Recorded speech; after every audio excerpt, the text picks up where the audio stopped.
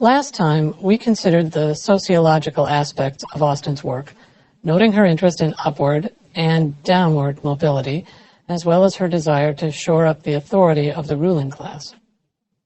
This time, we'll explore the psychological aspects of her fiction. As many critics have noted over the years, Austen develops new ways of showing us what her characters are thinking and feeling. Indeed, she makes a major innovation in narrative technique, and in the process may help to reshape our understanding of human consciousness. Before we consider those achievements, we should take up the matter of Austen's literary reputation.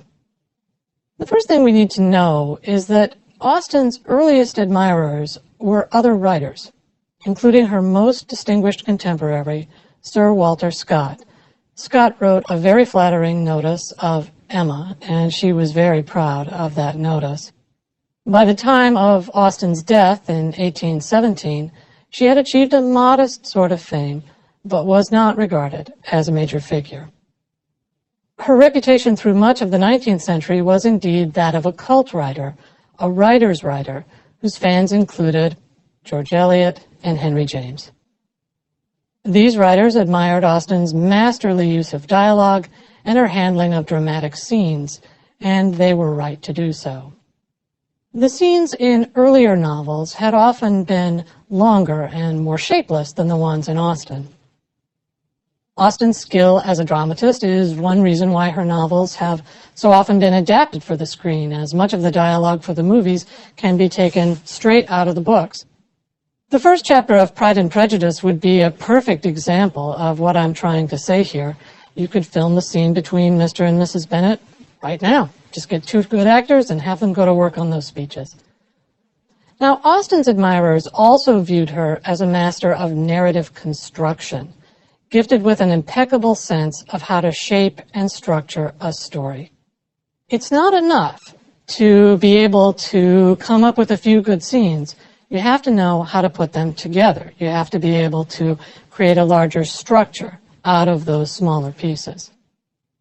Now, among the earlier novelists, Austen's only rival as a maker of plots is Henry Fielding. Both Fielding and Austen share a delight in symmetry, balance, and order, and this is one of the reasons why Austen is sometimes compared with Mozart. The symmetry of Fielding's Tom Jones is obvious. This long novel is divided into 18 books. 6 of those books are set in the country, at and around Paradise Hall, where Tom grows up. The next 6 take place on the road, after Tom is expelled from Paradise, and the final 6 are set in London, where he nearly meets his doom. At the very end, as you'll recall, everything comes out just fine. He marries the beautiful and wealthy girl next door and resolves the mystery of his birth, discovering that he's descended from the local gentry. Like Fielding, Austen also arranges her events carefully. At the exact midpoint of Pride and Prejudice, and I mean in the very center of the book, as we've noticed, she places Mr. Darcy's first proposal to Lizzie Bennet. In Fielding, however, the author's management of events sometimes calls attention to itself, not least because the narrator is such an important presence in the novel. In Austen, such arrangements are never distractive or intrusive. When reading Austen, even though we always know that we're dealing with a work of art, the impression or effect of realism is never spoiled. It is important that we acknowledge Austen's technical brilliance, her complete mastery of the novelist's craft. And I'll just say that if you're an aspiring writer, you could do worse than to take Austen as your model. Just go out and get a copy of Pride and Prejudice or Emma and outline the chapters, write down the major events in each one, looking to see where and how she introduces new characters or deepens, heightens central conflicts. Once you've figured out the shape or structure of the story, steal it. Try to borrow or adapt it for a story of your own. Anyway, even more important than Austen's skill as a maker of scenes and stories is her innovative exploration and representation of human psychology.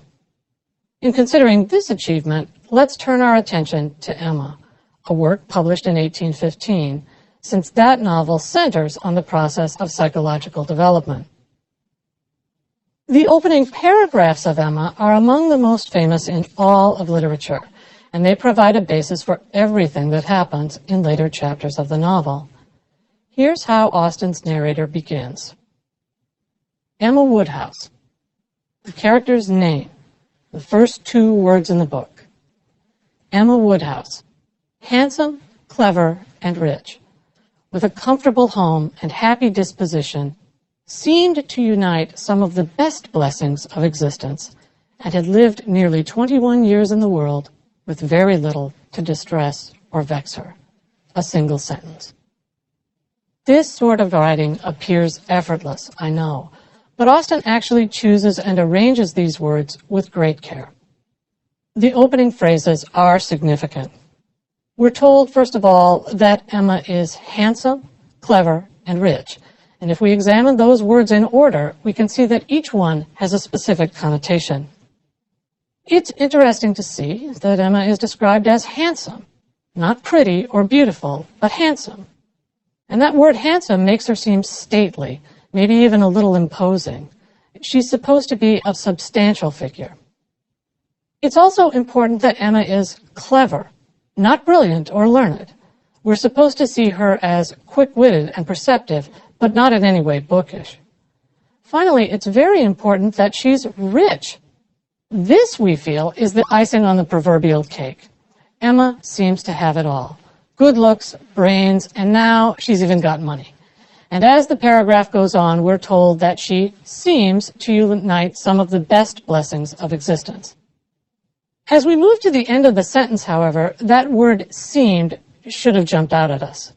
It introduces an element of doubt. Does she or doesn't she unite those blessings? If not, then what could she possibly be lacking? Later paragraphs begin to suggest an answer while also sharpening our sense of Austen's heroine. Let's pick up the passage again. She was the youngest of the 2 daughters of a most affectionate, indulgent father, and had, in consequence of her sister's marriage, been mistress of his house from a very early period. Her mother had died too long ago for her to have more than an indistinct remembrance of her caresses, and her place had been supplied by an excellent woman as governess who had fallen little short of a mother in affection. So, it appears as if Emma has been a little spoiled.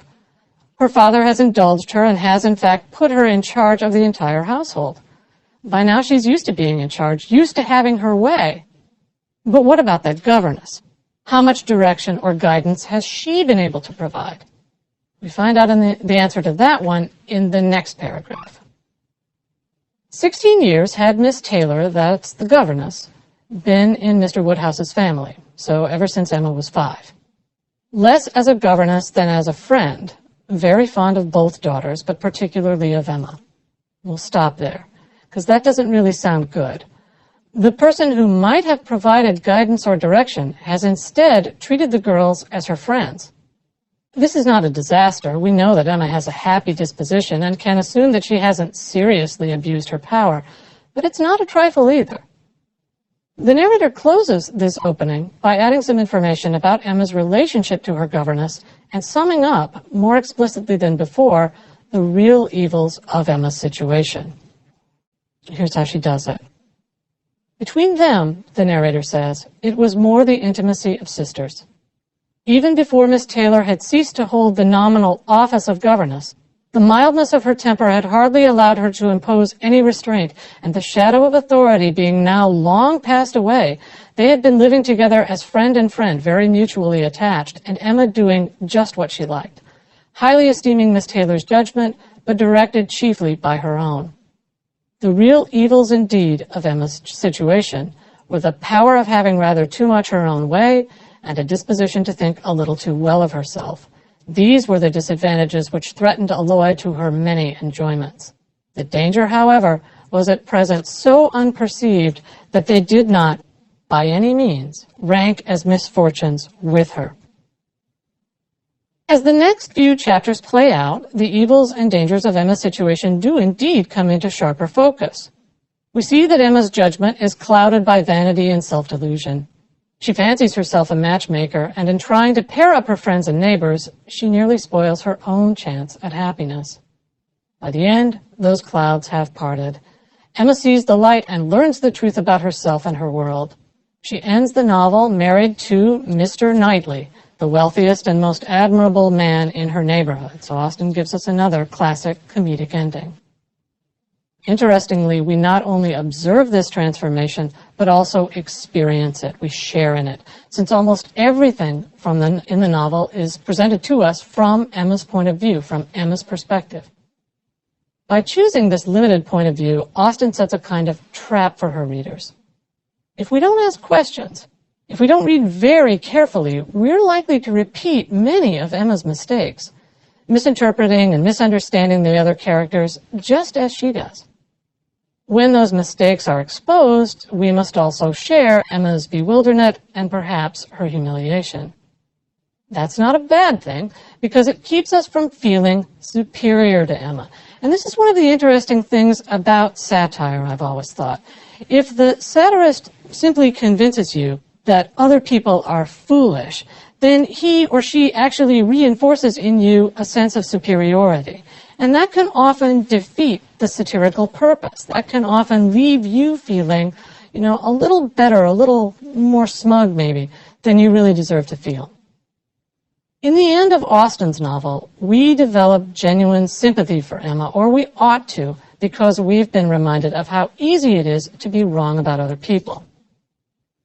Austen's experiments with point of view are part of her larger attempt to create a vivid image of the mind in action. In many of the novel's most important scenes, Emma wrestles with conflicting emotions. As she gathers new impressions and takes in more information, she is often forced to reconsider her judgments, sometimes revising them, sometimes not. The result is not a summary of Emma's mental deliberations, but an exciting dramatization of them. Not a summary, but a dramatization. Austen's achievements become more obvious when we contrast her work with that of other novelists. As we consider these contrasts, we might remember that Austen was a devoted and passionate reader of fiction. By the time she began to do her first serious writing, in the 1790s, the novel was already a well-established form. Indeed, Austen has been rightly described as the first great novelist whose reading consisted largely of earlier novels. Austen came from a family of voracious readers, and she was encouraged to discuss contemporary fiction with her parents and her siblings. In the Austen household, as in many others, reading aloud was among the most popular pastimes. As she participated in these group readings, Austen had a chance to see how an audience might react to various fictional characters and situations. Interestingly, Austen's reading was not limited to the classics. She devoured almost everything, including works that other readers might have regarded as somewhat disreputable. And if I might step out and offer a little bit of advice to aspiring writers, that is a little more advice to those people, it would be to read as widely as you can. You can sometimes learn as much from a flawed or even a botched story as you can from a really great one. Well, what then did Austen learn from her predecessors? Well, from Samuel Richardson, Austen seems to have learned the importance of creating a strong bond between her characters and her readers. Richardson creates these bonds in a very simple way, by presenting the story through the characters' letters and journals. Only very, very rarely does a third-person narrator intrude upon one of Richardson's stories. To remind ourselves of how this technique can work, let's consider a representative passage from Pamela. In this passage, Pamela responds to an upsetting piece of news about Mr. B, her master and would-be seducer. He's been away on a hunting trip, and he seems to have run into trouble. As we move through the passage, please consider the fact that Pamela is something of a mystery to herself. She can't understand, much less control, her own feelings. Just now we heard that Mr. B had liked to have been drowned in crossing a stream a few days ago in pursuing his game. What is the matter with all his ill usage of me that I cannot hate him? To be sure, I am not like other people. Now, that's interesting, isn't it? Let's leave the quote behind for a moment and just talk about what we've heard. The passage begins by creating a sense of immediacy. Just now we heard. And it goes on to express a feeling of alienation. I must be very different from other people. As it moves forward, this passage will remind us that what we see of Pamela is not what others see.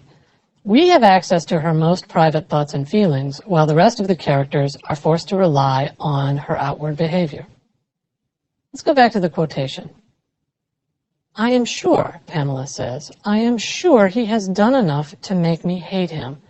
But yet when I heard his danger, which was very great, I could not in my heart forbear rejoicing his safety, though his death would have ended my afflictions. Ungenerous master, if you knew this, you surely would not be so much my persecutor. But for my good lady's sake, I must wish him well, and oh, what an angel would he be in my eyes yet, if he would cease his attempts and reform. Now here Pamela really gives herself away, catching herself in the act of confessing her love for Mr. B. This is not something that she's wanted to do, and yet here she is. She's doing it anyway. Austen was intrigued by Richardson's work and borrowed his epistolary format for her initial experiments with fiction. She would have seen many other examples of epistolary fiction, by the way. Frances Burney's Evelina, one of her very favorite novels, is also told in letters. Austen employed the epistolary form in early drafts of Pride and Prejudice when she was still planning to use the title First Impressions, pretty good title. And she made room for one especially important letter from Mr. Darcy to Lizzie following his initial proposal in the final version of the novel. Although she admired and imitated Richardson, Austen seems to have wanted to avoid the emotional volatility of his characters, viewing it almost as a threat to her own control of the story. In Fielding, she found an interesting, if imperfect, alternative to Richardson. Fielding not only creates plots of great complexity, but also emphasizes the role of the narrator in guiding us through those stories. For this reason, Fielding never loses control of his stories, his characters, or his readers. For the same reasons, however, he never really succeeds in creating a strong emotional bond between the characters and the reader. To support this claim, let's consider an example from Tom Jones. Here, Fielding's narrator describes the emotional distress of his heroine, Sophia Western. At this point in the story, I need to explain, Sophie's father, whom she adores, insists that she marry Mr. Blifil, whom she despises. Her true love is, of course, Tom, but since he's still thought to be an orphan with no fortune or family connections, her father refuses to let them get together. As we move through this passage, please note the differences between Fielding and Richardson. Sophie's feelings are as intense as Pamela's, yet because those feelings are summarized by the narrator, not reported directly, we seem to view them from a distance. Sophia had lately been so distracted. That's how it starts. Sophia had been lately so distracted between hope and fear, her duty and love to her father, her hatred to Blifil, her compassion, and, why should we not confess the truth, her love for Jones, which last the behavior of her father, of her aunt, of everyone else, and more particularly of Jones himself, had blown into a flame, that her mind was in that confused state which may be truly said to make us ignorant of what we do or whither we go, or rather, indeed, indifferent as to the consequence of either. In this passage, the narrator uses words like us and we. Pronouns are always important to suggest the universality or familiarity of Sophia's feelings.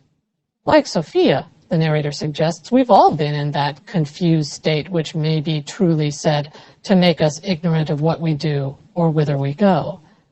Yet despite the presence of these words, there's no denying that Fielding's main aim is not to create a vivid sense of emotional intimacy with Sophia. He seems, in fact, to have mistrusted, such effects, and he scrupulously avoids them in Tom Jones. We might observe, before moving on, that there's something almost platonic about Fielding's view of art. He wants to entertain, indeed to amuse, as well as to instruct, but he never seeks to stir or arouse the emotions. Austen builds on the achievements of writers like Richardson and Fielding, developing and refining her own way, a new way of representing human consciousness. More specifically, as Ian Watt explained in The Rise of the Novel, his classic study of early English fiction, Austen learns how to combine the emotional immediacy of Richardson with the narrative control of Fielding. Now, how does she manage that feat? It sounds like a difficult thing to attempt.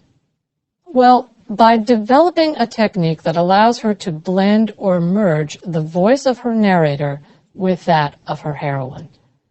This technique allows the narrator to remain on the scene as a more or less reliable source of information without crowding Emma out of the picture. To consider this achievement in greater detail, let's turn our attention to the second half of the book, and in particular to the passage in which Emma realizes and confronts her true feelings for Mr. Knightley. In setting up this quotation, I'll need to explain that Emma spends much of the story trying to find a husband for her friend, Harriet Smith. Harriet is an orphan, but Emma is convinced, on the basis of no real evidence, that her family connections must be good, if not indeed aristocratic. She turns out to be wrong about that, by the way. Emma first tries to pair Harriet with Mr. Elton, a local clergyman, who actually ends up falling for Emma instead. Undeterred by this failure, Emma tries again, this time attempting to pair Harriet with a young man named Frank Churchill.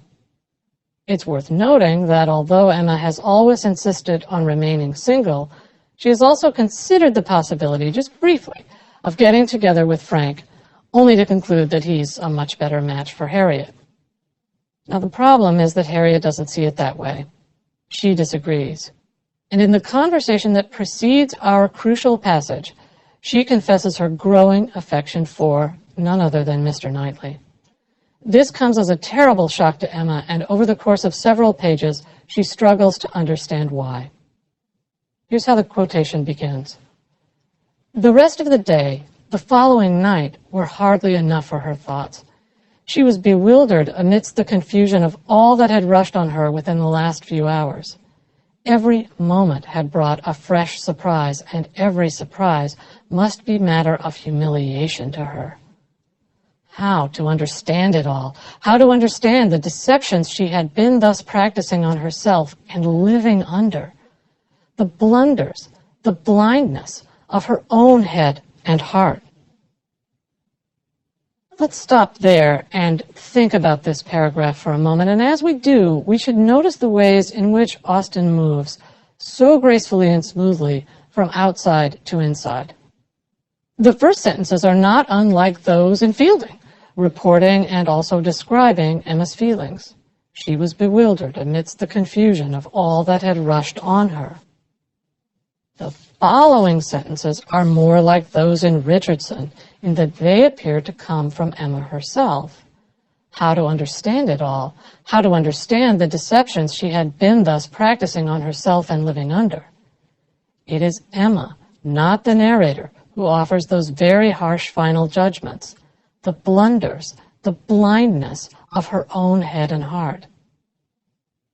That transition from outside to inside, from summary and external description to what almost feels like a direct transcript of Emma's thought process, is characteristic of Jane Austen's mature art.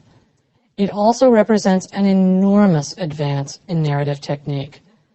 No one had ever done this sort of thing before, and few would ever again do it as well.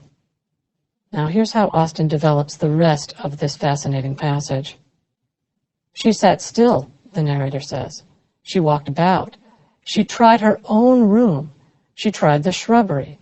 In every place, every posture, she perceived that she had acted most weakly. And now we're kind of back into what we might call Emma speak. Weakly seems to be her word, not the narrator's. That she had been imposed on by others in a most mortifying degree. That she had been imposing on herself in a degree yet more mortifying. That she was wretched, and should probably find this day but the beginning of wretchedness. At this point, Emma has no idea what to do, And in the next paragraph, we see her slow down and take stock of her feelings, as if she's decided, sensibly, that she can't choose a course of action without first reckoning with her own desires. To understand, the narrator says, to understand, thoroughly understand her own heart was the first endeavor. To that point when every leisure moment which her father's claims on her allowed, and every moment of involuntary absence of mind. How long had Mr. Knightley been so dear to her, as every feeling declared him now to be? When had his influence, such influence, begun? When had he succeeded to that place in her affection which Frank Churchill had once, for a short period, occupied? Here, Emma questions and indeed challenges herself, attempting to reconstruct the past. When did Mr. Knightley's influence begin? How long has it lasted? Has Knightley only recently taken Frank's place? Or has he actually occupied that position all along? In the next few sentences, the questioning ceases, but the self-examination does not. She looked back, the narrator says.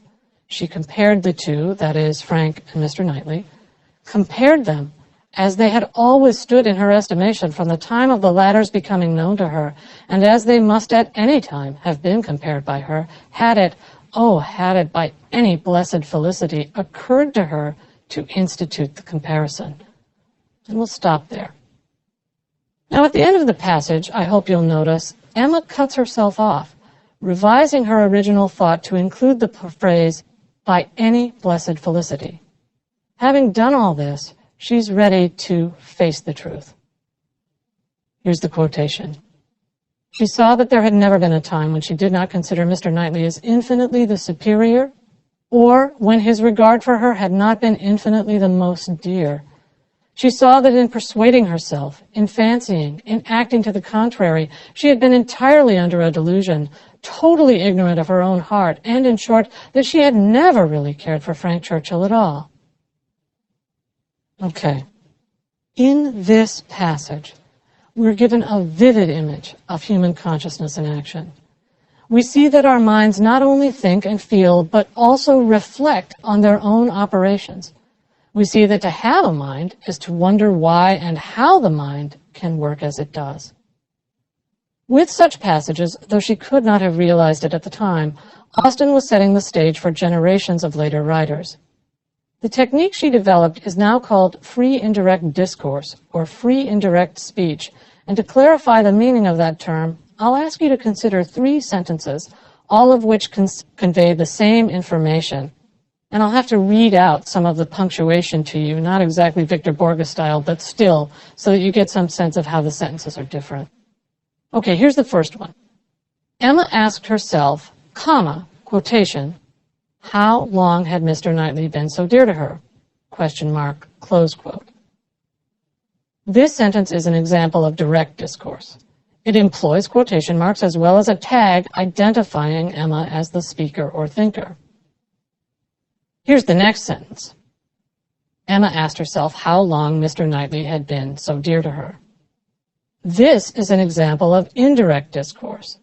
This time, the quotation marks are gone, and the original question is turned into a statement. Notice, though, that the tag, Emma asked herself, remains intact.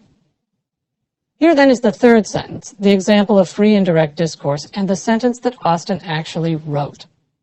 How long had Mr. Knightley been so dear to her? Question mark. Now this time, both the quotation marks and the tag have disappeared completely, and the result is a heightened sense of immediacy.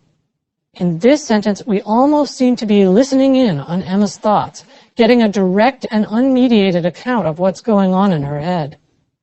Austen uses all 3 methods, direct, indirect, and free indirect discourse, in writing a novel like Emma. Yet her real innovation, as I've already tried to suggest, lies in her use of free indirect discourse.